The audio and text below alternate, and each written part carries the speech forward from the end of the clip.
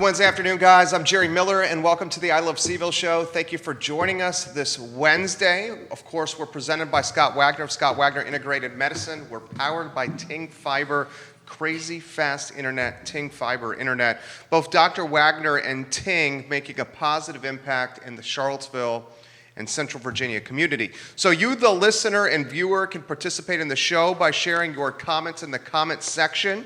We will relay them on air. We will talk with Bellamy Brown in about 30 seconds on the show. We call him a Charlottesville community stakeholder, influencer, a gentleman who's run for city council and is on the short list for the executive director position with the Charlottesville Police Civilian Review Board. We'll talk Police Civilian Review Board today. Welcome to CVille, to the show, the CVille Weekly, along with NBC 29.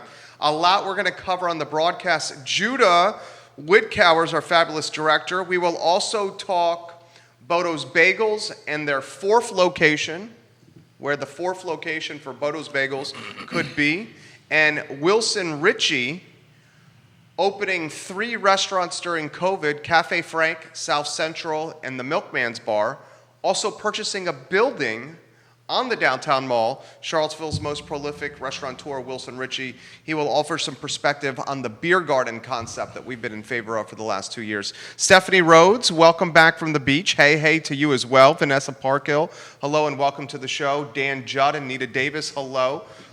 Judah, why don't we go to the studio camera and then the two-shot, and we welcome the dapper Bellamy Brown to the show. How are you, my friend?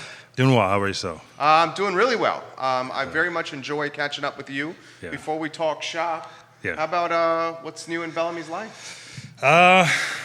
Just laying low, working out, trying to stay alive like everybody else. Yeah? COVID-free. How'd you manage the pandemic? I mean, it was, it was good to take a break. I mean, I'm normally like an extrovert, and so just being out and just kind of being away for a little bit, it was good. Obviously, it was crazy overall in terms of people losing lives and getting sick and what have you. But I pretty much stayed, followed the protocols and everything, and got my vaccines maybe about a month ago, a month ago or whatever. So yeah. How do you think Charlottesville did with this pandemic? I mean, I don't know. I mean, I've been looking at different snapshots here and there. I think overall we did pretty well.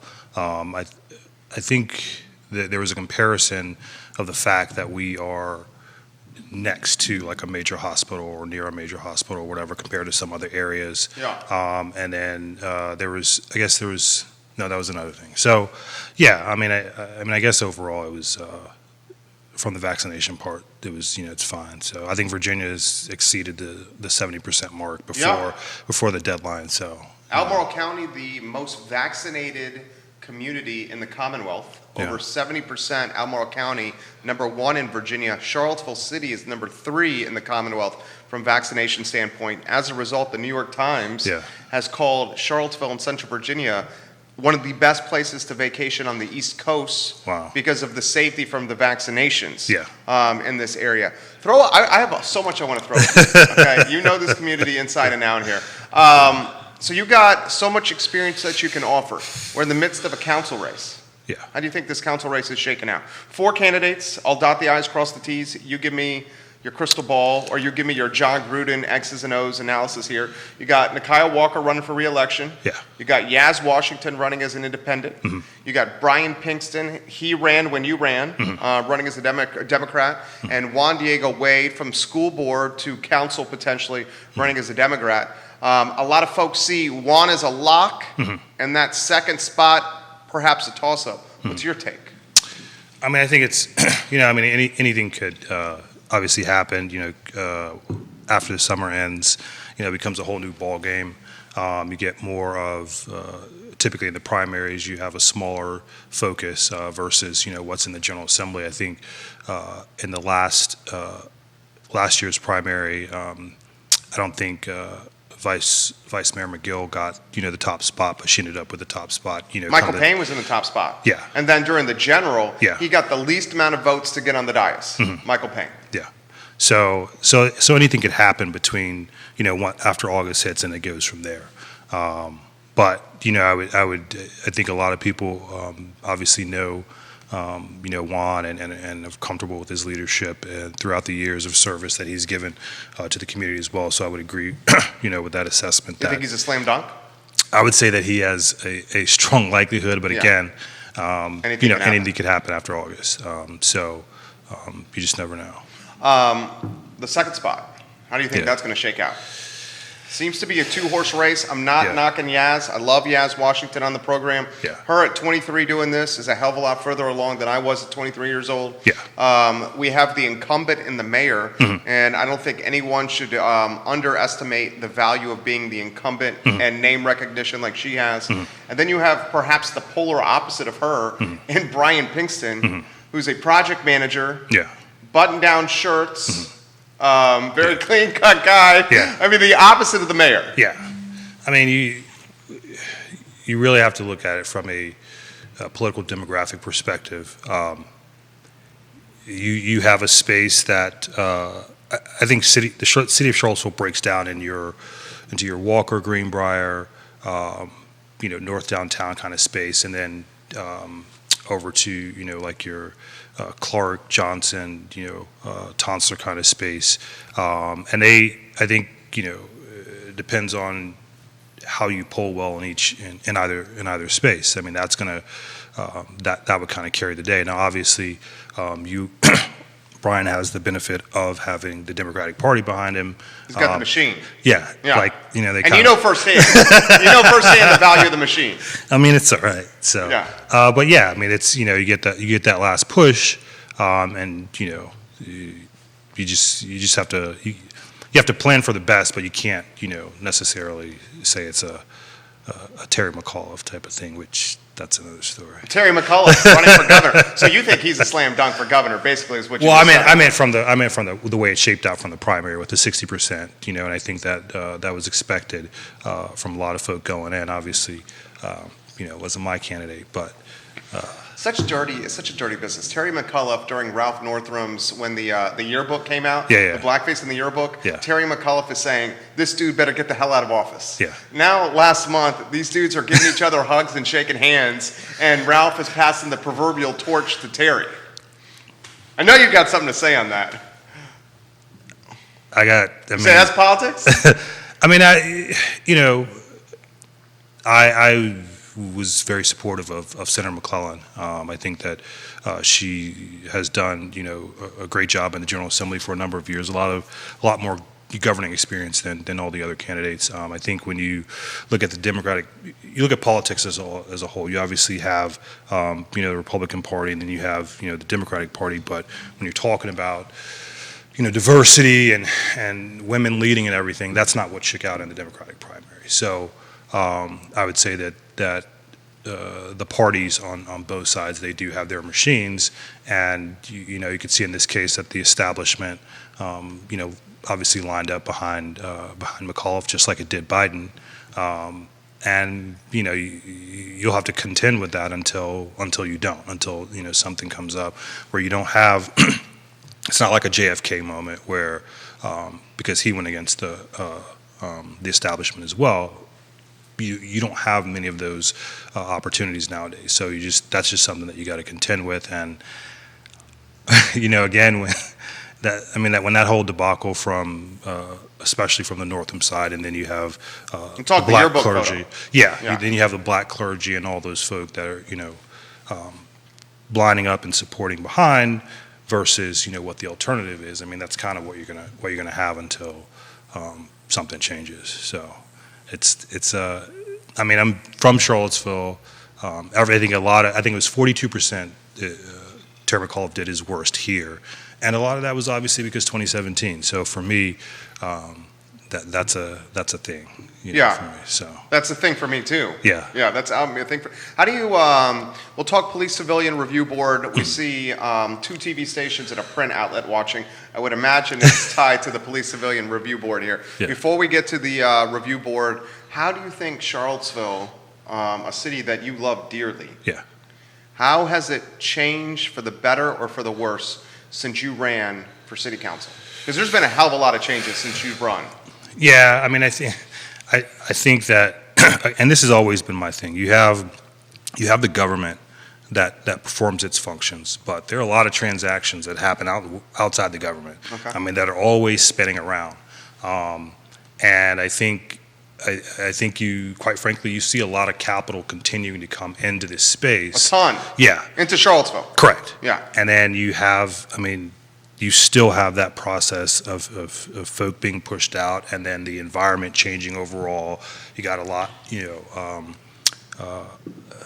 the economy. You have to be of a certain level to participate fully in the economy and things like that. So You're saying it's expensive?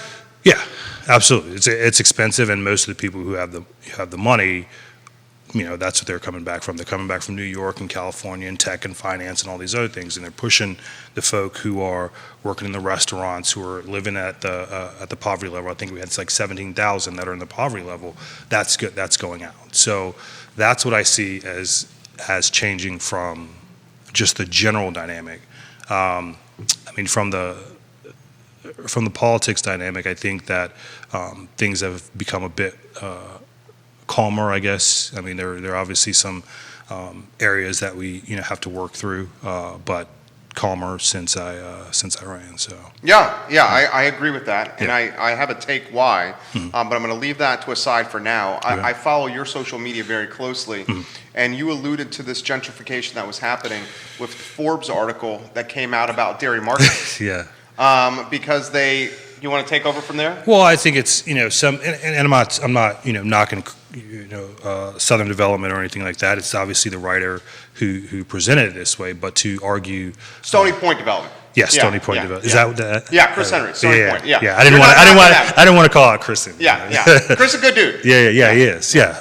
But it's the way the writer wrote it is she kind of snuck it in there as it's an urban kind of hall, and you got the African American on front. It's like, well, Angelique, so it was a Forbes magazine article about dairy market. Angelique's got front and center. Yeah. Angelique is a phenomenal person. Yeah, absolutely. Great food. Absolutely. Yeah. But it definitely was presented a certain way. Correct. And it's like, okay, well, you show, and I've been there plenty of times. Yeah, you know it inside and out. I mean, yeah. So and the neighborhood inside and out, right? Yeah. And so I'm looking around, I'm like, I don't know that this is, and part of that, I don't know if it's tourism or whatever, XYZ, but you can't do that. Now, and I had a discussion with someone, and it's like, all right, so if you define urban as city, okay, fine.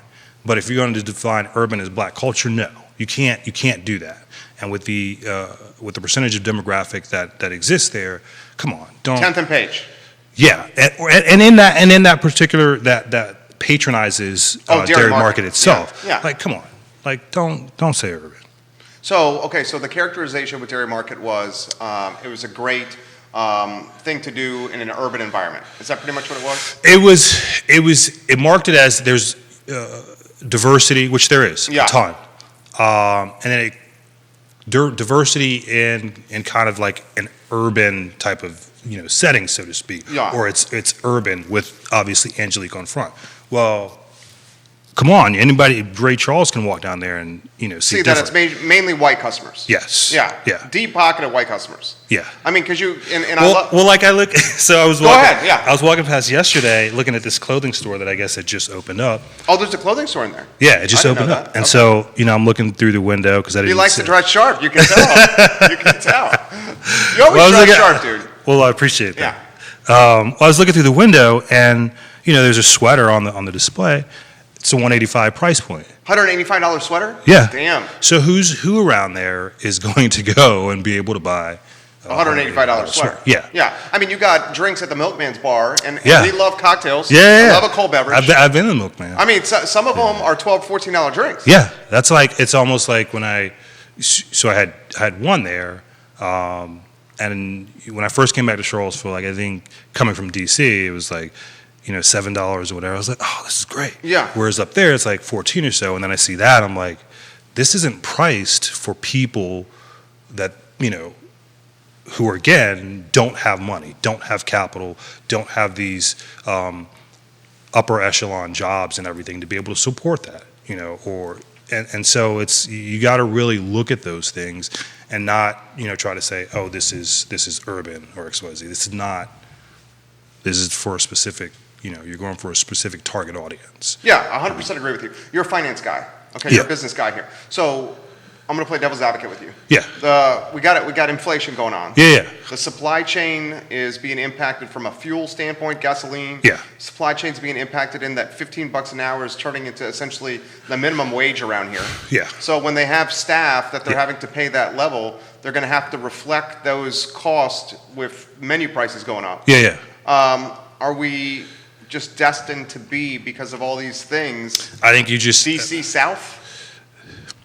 I don't know if you got DC South because they don't have any go-go down here, but they do. I take that back. We got local groups, but that was kind of a joke. Carl says there's go-go. Well, yeah, that's why I said we got local groups, Yeah. but there's not. I mean, it's not Chocolate City or whatever. There's the vibe is a little bit different. DC is like it's always type A, go go go go go go. Whereas here, you got a ton of smart people, but that go go go type of thing isn't necessarily there. So we're not there yet, but we could eventually get there in terms of like price wise. I mean, you see the homes and everything that are going up. And there are no jobs that are the only jobs that are being built are the data science jobs, finance jobs, tech jobs. Those aren't for your Locals. yes. Yeah. So Born and raised. yeah. Unless you have How do you fix it? you have to create more jobs. You have to Yeah. create more jobs that, and this is one of the things that we talked about when I was running, is like this middle class space is missing out on a lot of it. And you can't even, and you say that, I mean, that's a problem in and of itself. So if you just look at the middle class space and say there's not enough there, what about the people that are, way down here, 17,000? And so we have a huge problem, and you got to find ways to generate capital for other folk to be able to participate in the economy and be able to participate here locally in the community. Otherwise, it's just going to, over time, it's just going to drive things, further out. You got two TV stations, the CVille and the Progress, now watching. Yeah. Kelly King giving you props. Marcello Vieira giving you some props right now. Yeah. If you want to give Bellamy Brown some props, give it a like, a share, or put a comment in the feed. Vanessa Parkhill, hello. Welcome to the broadcast. So let's talk Police Civilian Review Board. Sure. Okay, give us the who, what, when, where, why. And then I have some questions for you. Well, I mean, I don't know about all that. I mean, It's been in the news a lot. yeah, and so my purpose for wanting to really talk about this is because I think there are some misconceptions out in the community regarding the board itself and what we do. And I've talked to a number of key players, and they have this one or perception that were based on previous experiences. That's not the case right now, and that's basically this anti-police perception, which I'd say that's the perception. Yeah, and it's an inaccurate one. And there are a majority of members on the board who are doing solid work for the community from an apolitical perspective, where there's a lot of stuff from negotiations to doing research to talking with legal counsel and all these things that are going into the mix that nobody's looking at, and everybody has the perspective from the outside and saying oh well, this is what it is. That's not it at all. We have not. We work closely with IA, the chief. Internal Affairs? Yes. Okay. The chief. Chief Brackney. We've reached out to the local PBA rep, the Fraternal Order of Police. Is that Mike Wells? Yes, Mike Yeah. Wells is. He's come on the show. Yeah. Fraternal Order of Police. So we're trying. I mean, and in addition to the People's Coalition, members of the community, like we're going from all spectrums. We're talking to City Council. We're talking to City Attorney. All the stakeholders that should be involved in this process. We're out talking to them. So it's not this thing of we're trying to bash the police. The board itself is trying to do a good job to create a solid product for the community that won't be politicized, but will be a proper mechanism for folk, again, generally talking about those 17,000 that are in poverty who don't have the capacity to go out and get a public defender or hire counsel when they have a problem with the government, because that's really what this is about. This is about citizens having an opportunity to address their grievances about a government function. And every citizen, no matter, whether you have positive experiences or negative ones, you should be able to have that opportunity if you do indeed have a negative one. And so my effort is to, in this particular setting, is to dispel this myth that we're anti-police and we're trying to bludgeon the police. We're trying to create a good product for our community across the board, and that's that's what we're doing.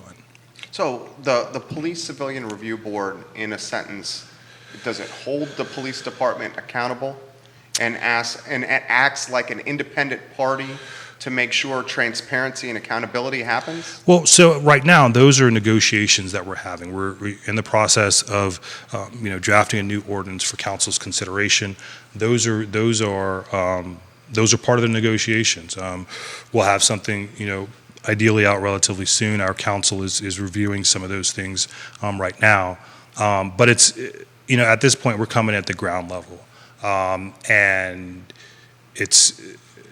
there is the aim for accountability. There is the aim for folk who've had negative experiences to be heard and to say, raise the flag and say this is wrong. There is the aim to instill trust. You said in the sentence. Sorry. Yeah, no, but this is good. Yeah, it's the aim to instill trust that that's been broken over the years. Are we seeking to micromanage the police department? No, that's not our function. And that's not there's not an appetite for that, and that's quite frankly, from looking at everything that we've been doing already, that's just that shouldn't be like our wheelhouse. That's we should be there to look at trends as far as where bad policing is taking place, to see if whether or not this particular person has a problem or what have you. Looking at just different things that have bearing on the output of interactions with policing in and of themselves. It's okay if you have again positive policing experiences. That's great. But you can't, unless you can absolutely say that somebody else is having positive policing experiences, then you shouldn't, try and take that person's right to petition the government away. And so that's kind of the area where the problems are, where people identify and say, hey, that we want to focus on for the community. How would you characterize the dynamic between Charlottesville and the Charlottesville Police Department? I think like residents and the police. I mean, it's been it's been contentious over the years for some of them. Some of them, obviously are full supporters. But I would say over the years, those who have been impacted disproportionately, it's not the best. Now, and that's not to say that just because it hasn't been that way, that they don't deserve to have police come out when there's a crime that's been committed or XYZ. It's just saying that, hey, these are some things that we're raising the flag on, and that we would like to be done better from our government, because again, it is a government function. Second part of that question would be, it seems that everything crescendoed in the country after the murder of George Floyd. Yeah. So the murder of George Floyd, defund the police, got tailwinds and a lot of momentum. Black Lives Matter, tailwinds and a lot of momentum. And when talking with Detective Wells a couple weeks ago on the show, he characterized it as a murder as well with George Floyd. And then he said, this has done an about face with how Americans, a lot of Americans, not Americans in general, but a lot of Americans view the police. So obviously the backlash has gone, across the country, and it's not, there's talk of police departments can't hire folk. That's nationwide as a part of this. And even though, you have gun crimes that have risen across the country as well, and folk, like to point and say, oh, well, this is the reason why we shouldn't have reform. Well, all of those things, typically the reforms that have started, haven't even been put in place yet. So all of those things took place under the status quo that currently is. So you can't really, knock it from that perspective. But people are recognizing that their government and the form of policing is not always delivering in the manner that it should with regard to that. Now, here in the U.S., it's about the police academies across the country are about 21 and a half weeks. Over in Germany and some of these other European countries, you got to go and get a degree first. You got to be 3 years on the job. So there's definitely a difference between some of the training and how those things are, how situations are handled. And for me, like I see that as being a Marine and being trained to go out and pull a trigger if necessary. Like I see that disparity of training as a problem. And I think that, and especially when you have some of the military folk, some of the special ops military folk training, civilian police officers in some of the tactics, you kind of start crossing over into some gray lines, and then looking at some of the police academies where it's, basically. Some of them are teaching that civilians are a threat, everybody's a threat, and so you get them in that mindset. And what do you expect to have happen when you go out on the street with that amount of training, trying to solve all these, whether it's mental health or what have you problems that are out there. And in addition to the high level of stress, the level of pay, and everything else, and then you're going to stick a gun out there in their hands and say, go out there and serve the public. Sure. Yeah. It seems to me it's almost like a chicken and egg issue. Yeah. The starting pay is so, I'll cut to the chase, it's low. So if the starting pay for the CPD and the Albemarle County Police Department is low, getting the qualified candidates that we want to join the force is proven to be difficult. So Detective Wells said we need to raise the starting pay if we want more well-rounded candidates that can handle all the shit that hits the fan during a shift or a job. I mean, that's. I was talking to another police officer friend of mine who's in the training space, and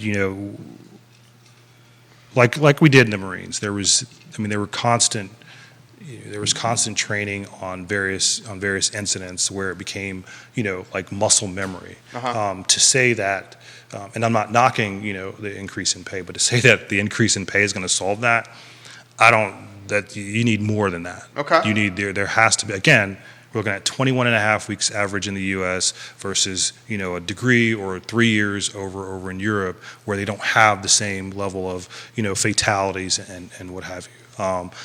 There's actually a Netflix show that I was watching. It's called Under Arrest, and it's based out of Canada and Royal Canadian Mounted Police. And when you see a lot of their interactions, very little of them come and it becomes a I'm going to pull my gun or what have you.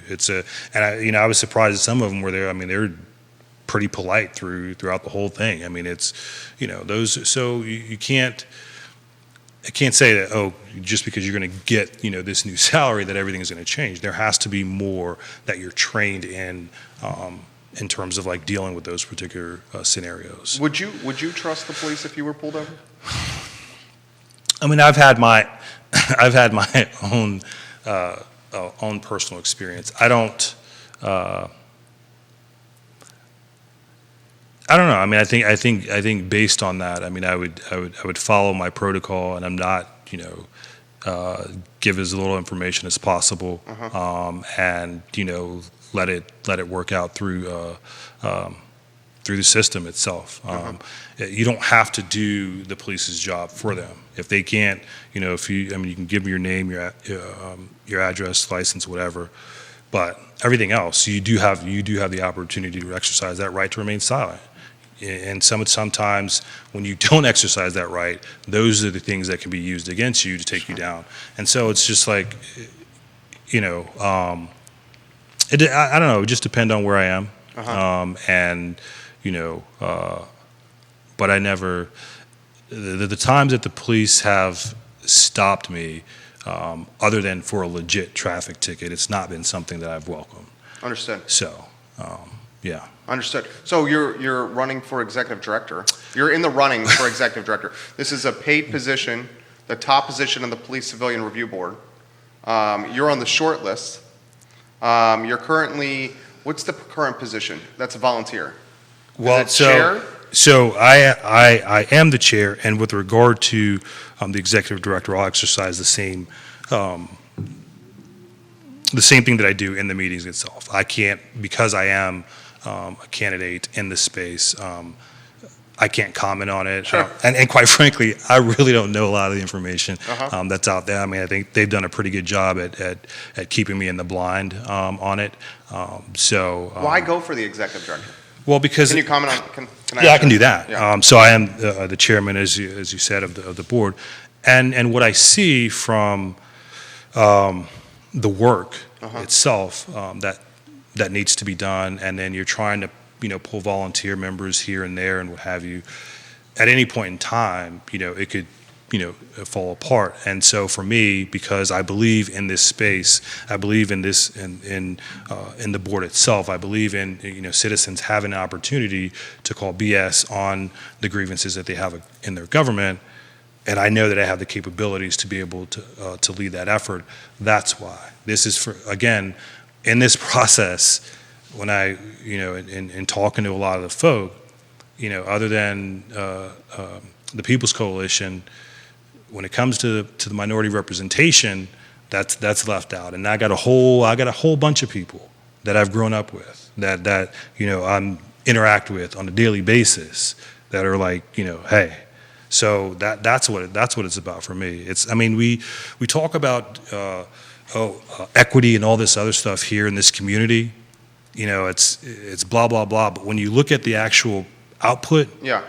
it's not there. Explain that. What It's do you not. mean by that? It's just it's like, oh well, we're I don't know whether it's Juneteenth or statue or whatever. Yeah. When it comes time to bring the bacon home, Yeah. give something deliverable. Yeah.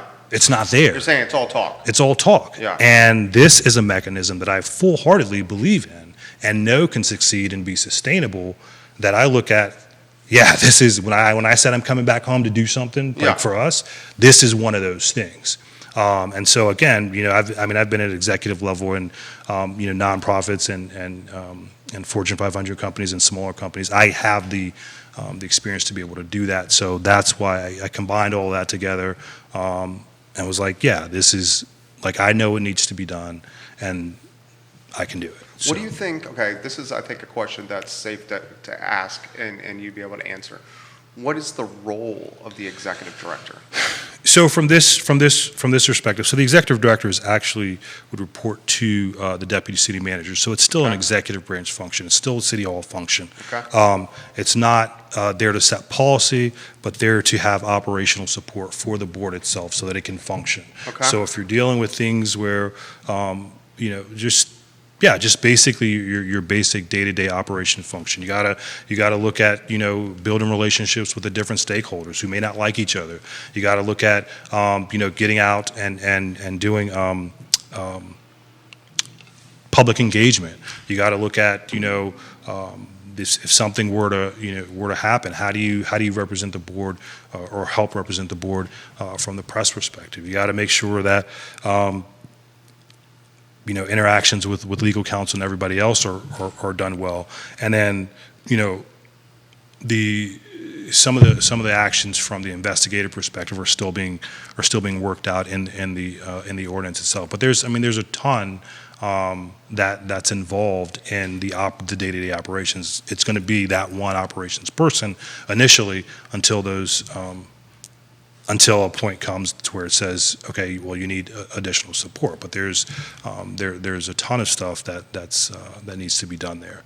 Do we see the Police Civilian Review Board evolving into a much larger entity? I mean, I could see the Police Civilian Review Board maybe eventually needing staff, or maybe there's an assistant executive director. If you have too much on your plate, should you be named the executive director? I mean, do we see it heading that way, or do we see this being strictly like a sounding board? No. There's a leadership there aspect. It would be a sounding board for City Hall, council. No, police. for the board itself. Okay.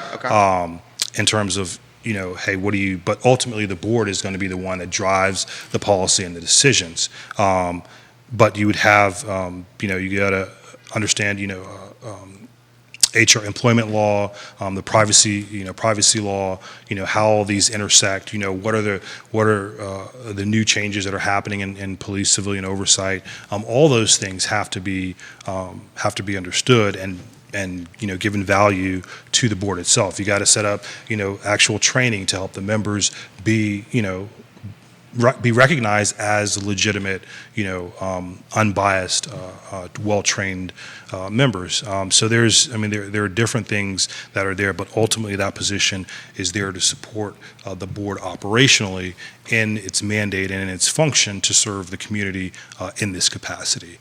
Sure, he or she will interact with CPD, with City Council, with the city manager, deputy city manager, and what have you. And then there's also reports that could be made, to City Council. But ultimately, that function is to support the work of the board itself. So, how do you think Chief Brackney's done? I think she's done. Great in terms of her transparency in terms of reporting and some things. I know that I would say 2 years ago there wasn't as much love for her in certain circles or what have you. But I've seen, and throughout this work, that's kind of dissipated. She's like, here, this is what I've done. That police departments all across the country don't necessarily do in terms of being transparent and what have you. From if that answers it from a community perspective. I mean, there's you talk about stigma. Yeah. The stigma is there's a little beef, with like her and the board. No. So in my role on the board, I'm the police liaison. So Yeah. I interact typically with the chief. I interact typically with Sergeant Wade and Lieutenant Gore, and so I represent the interests of the board from that perspective. And we don't have any beef. I know that there is historically, sure, there have been tense situations.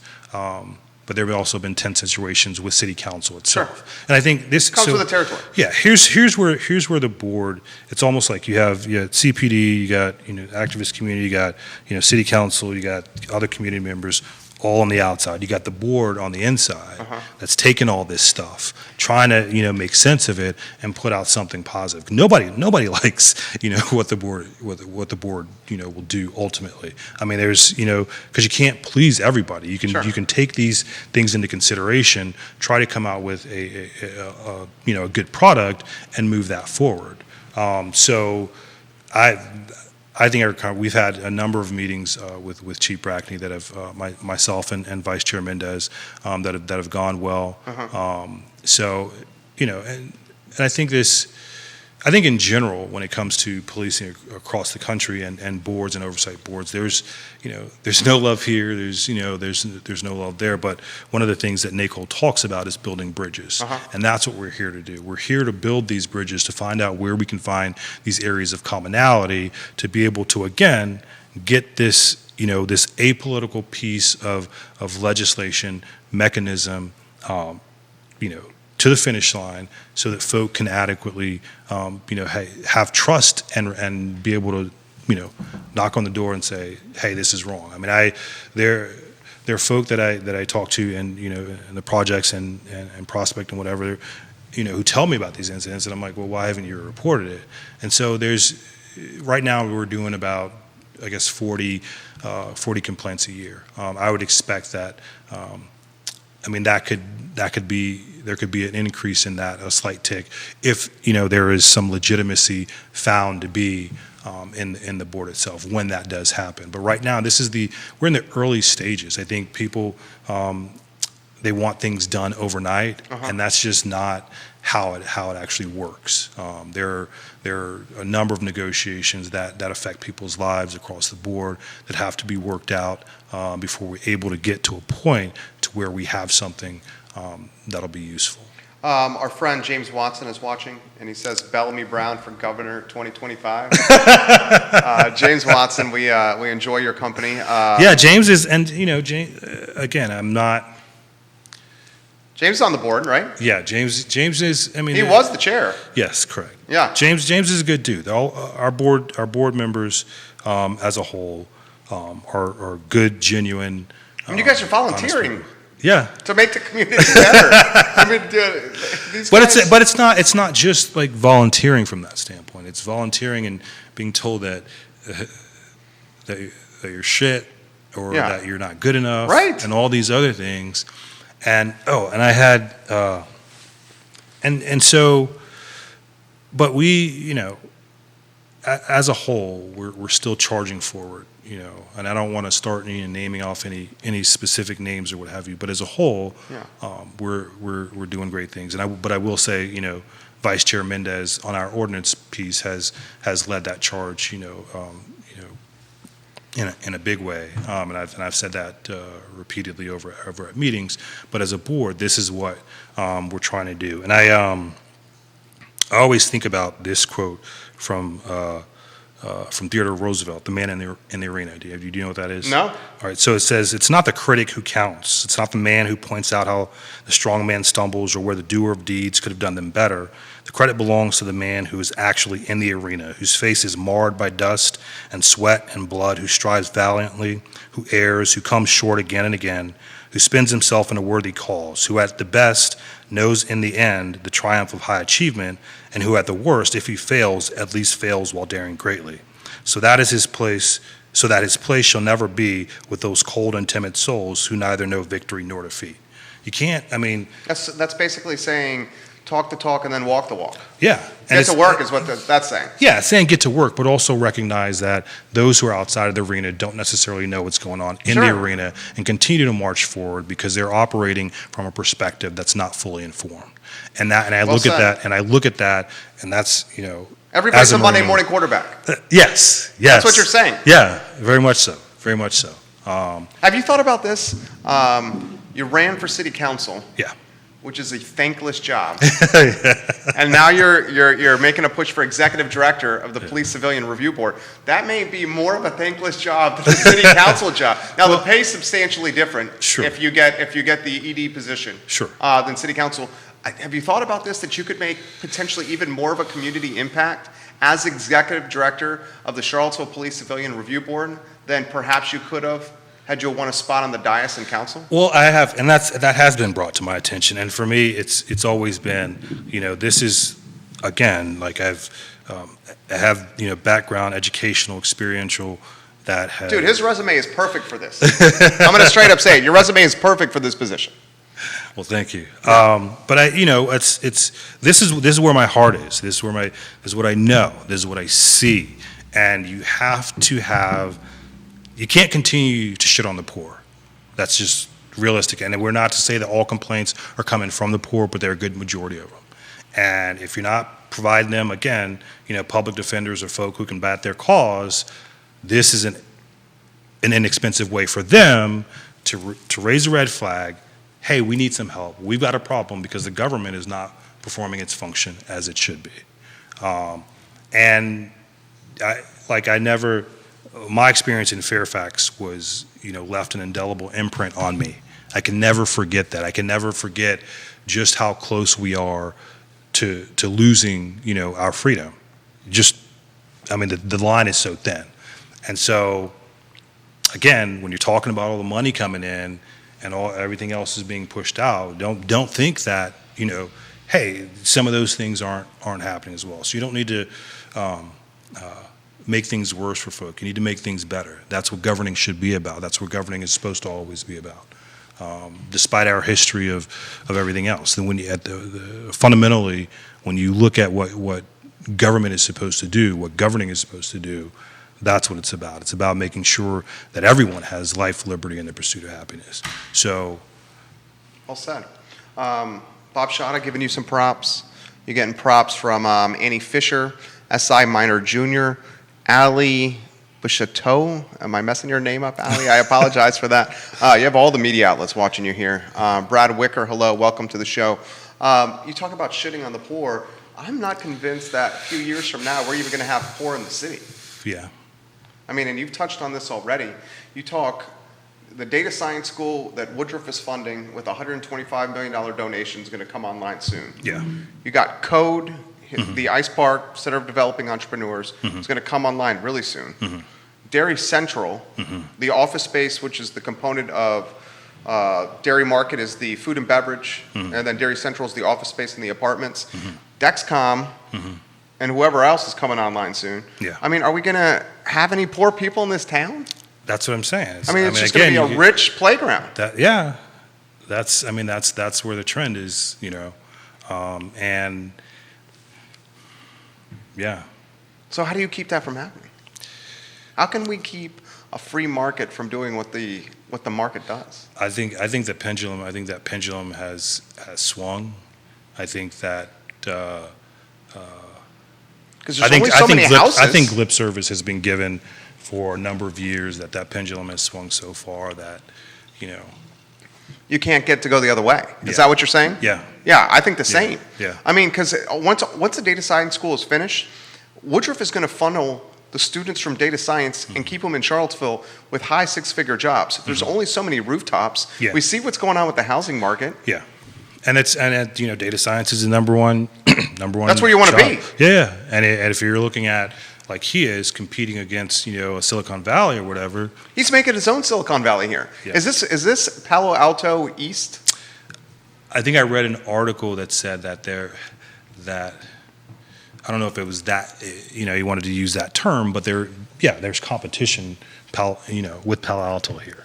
And I've seen some of the stuff that, I guess he's posted some articles on financial engineering and different. I've seen some of those. That guy's smart as. He's so smart. Yeah. So it's like, this, and you just, look at the county. Like in Northern Virginia, they talk about, we got millionaires or whatever all around there.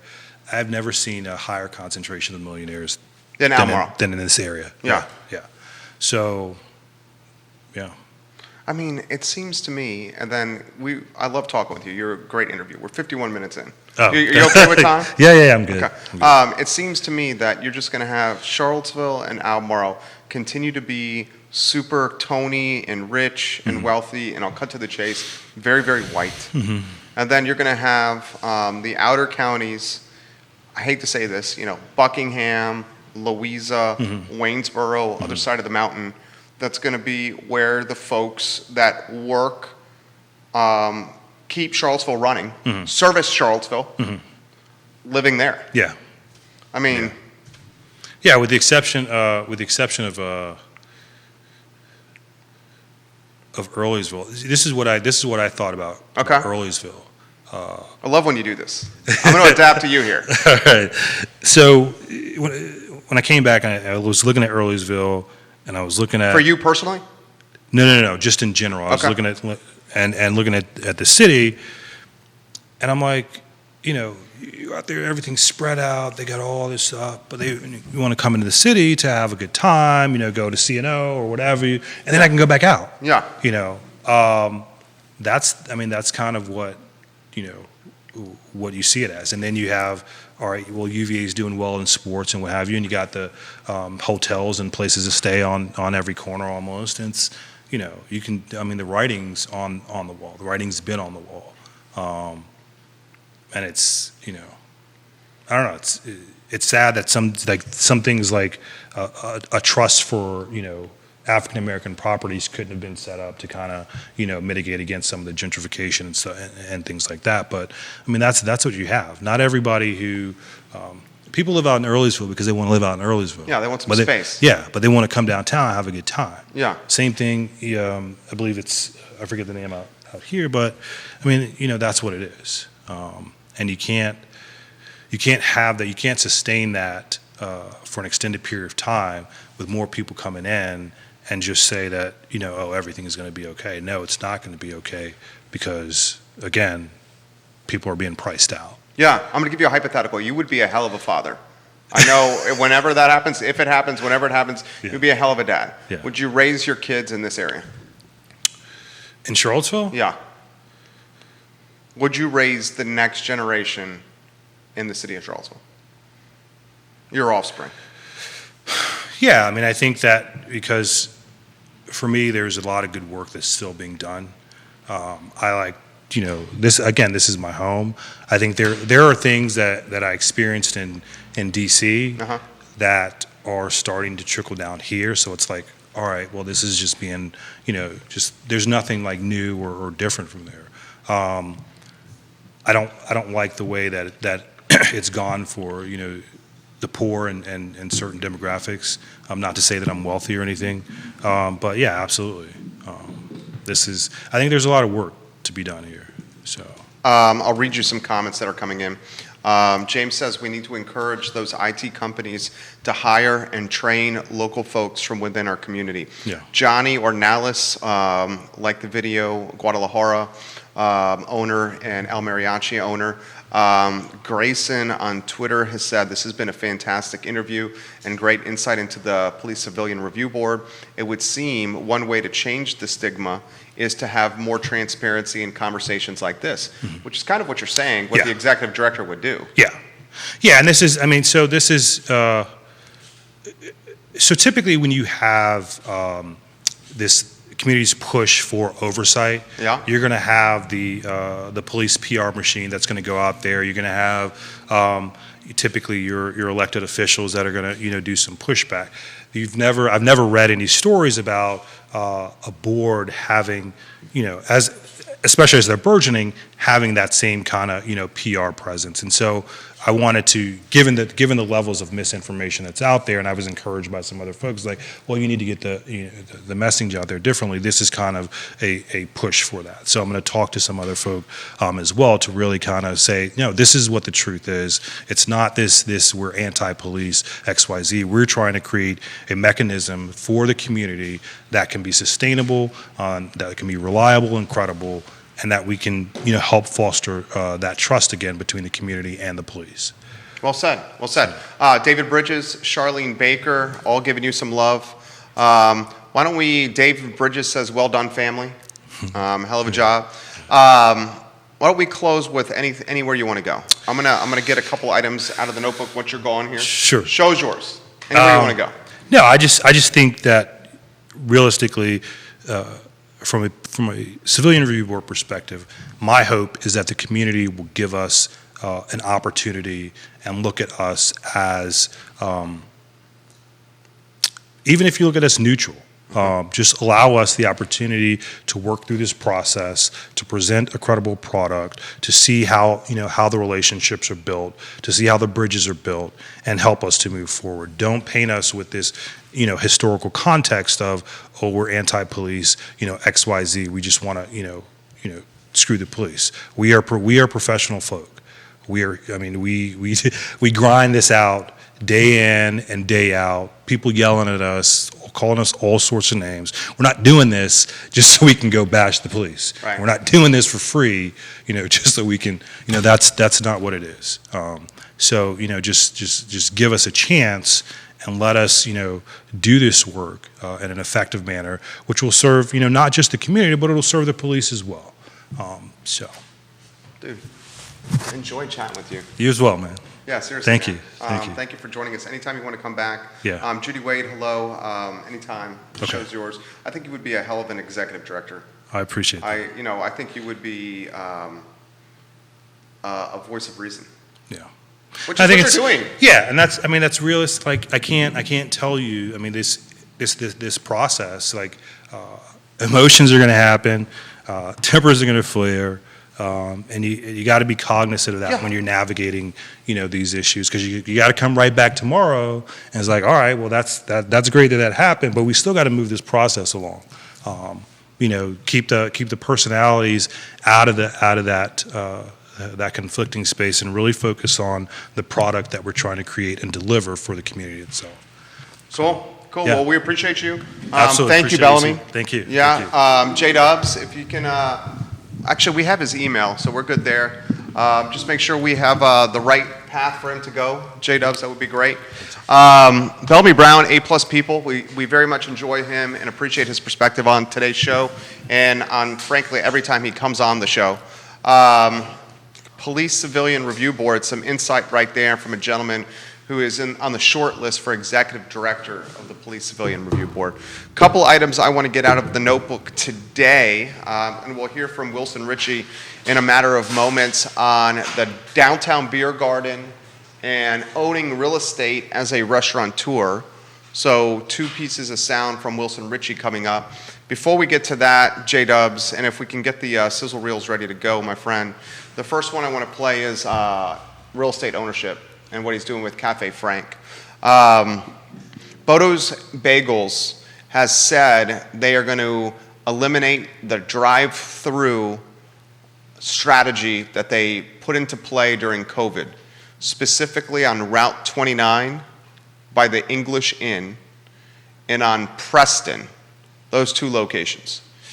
I found their drive-through concept extremely innovative and creative. They did what they had to do to survive. I remember my algebra 2 trig and my pre-calculus teacher were the same person, Mr. Ed Gillespie.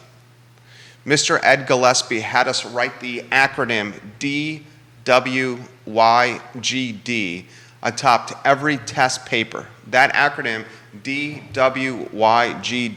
stood for Do What You Gotta Do.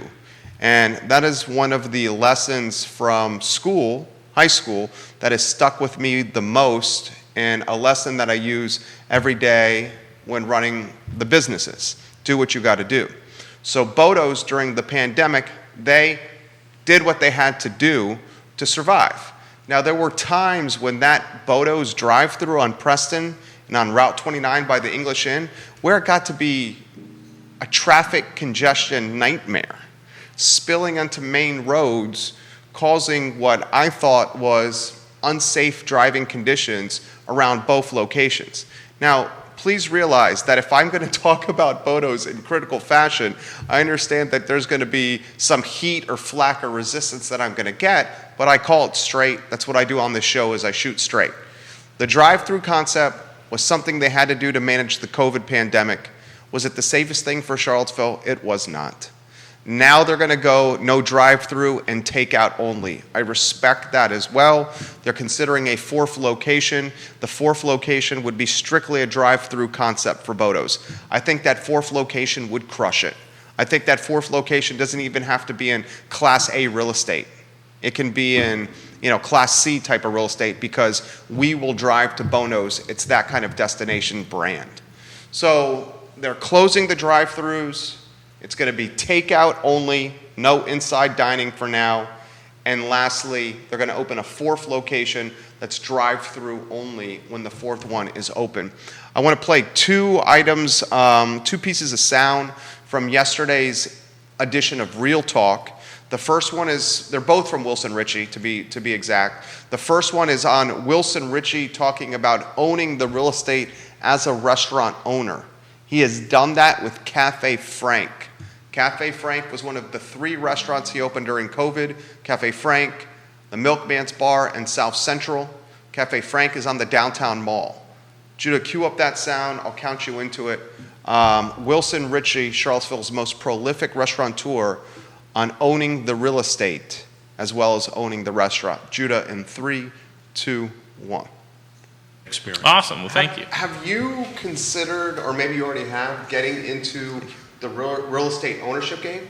And the reason I'm bringing this up is when a developer has an idea for a project, I would think the first people they're going to target for this project is people like you, who have this it factor, this cool factor, who can create brands that are super cool and then make people want to flood to that new development because of the Milkman's Bar and River and the Breakfast of Champions. Yeah. I mean, I don't know how many times I've taken friends to Dairy Market. The first place we go is to the Milkman's Bar. We get a Breakfast of Champions. We see your team make that thing. It's it's awesome. 10 minutes. It's this the pomp and circumstance of it is amazing. Yeah, River's so creative. He's so creative. He's amazing. Yeah. I mean, so Andy, a perfect example is a friend of ours, Andy McClure. Yeah. Citizen Burger Bar Love Richmond. Andy. Just bought the building. Yeah. where Citizen Burger Bar Richmond is. That's awesome. Good Yeah, for him. it is awesome. Yeah. So have you considered, are you doing that already? I'm doing that already. Oh, you are? Yeah. Okay, which ones? Yeah. Can I ask? So where Cafe Frank is, Okay. I own that building. Fantastic. So, yeah. I did not know that. Yeah, that's That the is- swan song. That's where I want to be the old man polishing glasses, you Or know. coming out of the- Or coming out. You bought the building. Yeah, yeah. That is awesome. So, yeah, that's been awesome. That's Good. That's where I want to retire. Good for you. Okay. Ownership is where it's at if you can do it. Oh, 100%. I mean, you realize at the end of the day, especially with the popularity of restaurants, it's not like it was in the old days. It's not as much of a business anymore. It's your own creation. Sure. And people aren't buying your creation anymore. They have their own creation. So people don't buy restaurants, not that I've seen, like they used to when I was getting into it in '98, I guess. Now they're just buying leases and equipment. That's right, exactly.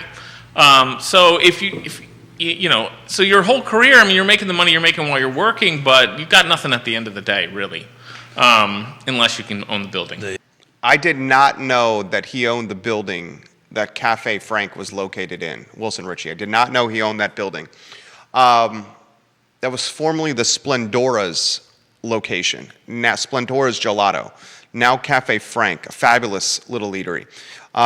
Andy McClure, friend of the program, purchased the building where Citizen Burger Bar Carytown is located.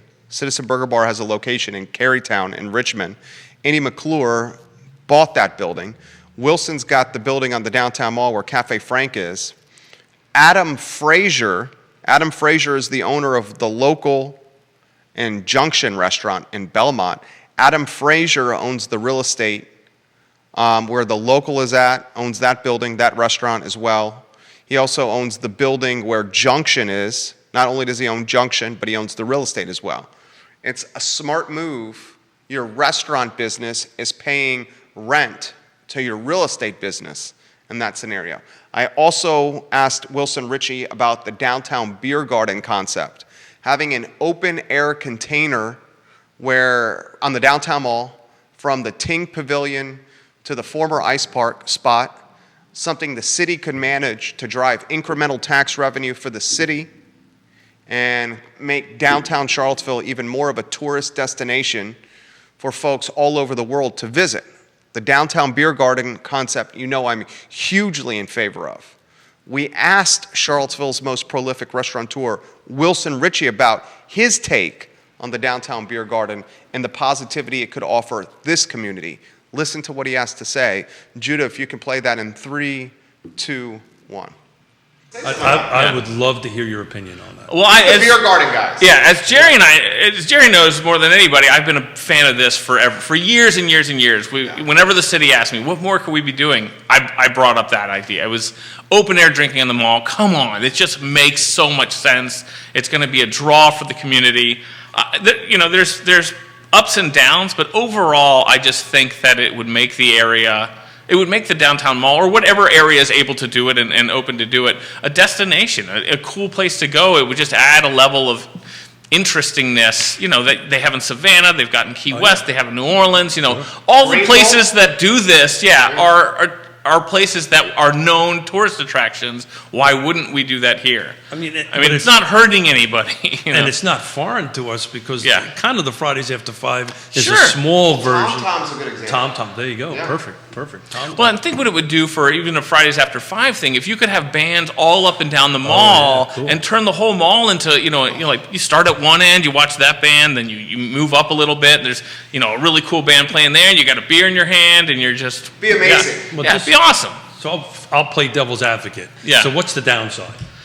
From I an think the elected official, he or she's going to make this decision hopefully on Monday. Yeah. What's the downside? And what I- can we do to alleviate that? I don't know what they think the downside is. I mean, is it public drunkenness? Because you could do that anyway. There's nothing... Where you're holding your beer doesn't keep you from getting any more or less drunk. I don't know. That's the only downside I could... Is there an additional cost to the jurisdiction, to the city? Yeah. Well, here's the downside, and this is what the mayor said in the meeting. So there is an additional cost for management. That additional cost would easily be recuperated by an uptick in the meals tax and the lodging tax for people coming. And plus you have to pay for a cup, right, or something The like mayor has said the downside is it may not create diversity downtown. And I will agree with her that it probably will not create diversity downtown, but I will counter that point by saying the incremental revenue that comes from the Biergarten on the downtown mall, that revenue can be allocated or earmarked for diversity purposes in the city of Charlottesville. So hopefully we as elected officials think next step or big picture and not just things in a silo. So I'm probably going to get myself into a little bit of trouble. That's what she says is the only downside. I'm going to get myself into a little trouble right now. So to put that, You got two counselors watching right here. Just a heads up. That's okay. Giving you a heads up. I understand the rationale, right? And you know, I've always defended the elected officials when I sit in this seat because it's a hard job to do, right? Sure, it's just absolutely. super hard to do. I've been doing it for 35 years. I know what it takes to do that. But it's kind of back to the conversation about what I'm passionate about is the missing middle in affordable housing. If we don't do anything, what we know for sure is going to happen is more folks like the three of us are going to be moving in here. So the thing is, if they don't do anything, it's going to happen anyway. This lack of diversity is, from our perspective, is going to happen anyway. This opportunity brings in incremental income so that it could be used to maybe give to affordable housing nonprofits, right? Yeah, that's how she's got to look at it. Yeah. All right, that's Wilson Richey. A lot of respect for that guy, a lot of respect for Bellamy Brown. And that's today's show. That's a Wednesday for the I Love CVille show. If you have a topic you want us to consider, to analyze, to chitter chatter about, send us a DM, hit us up on Twitter. This show airs on every social media platform known to mankind, and it's archived on ilovecville.com.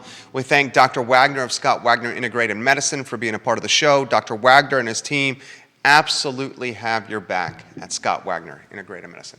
You guys have a good afternoon. What's Barking Local at 3 p.m. with Patty Zeller. Take care.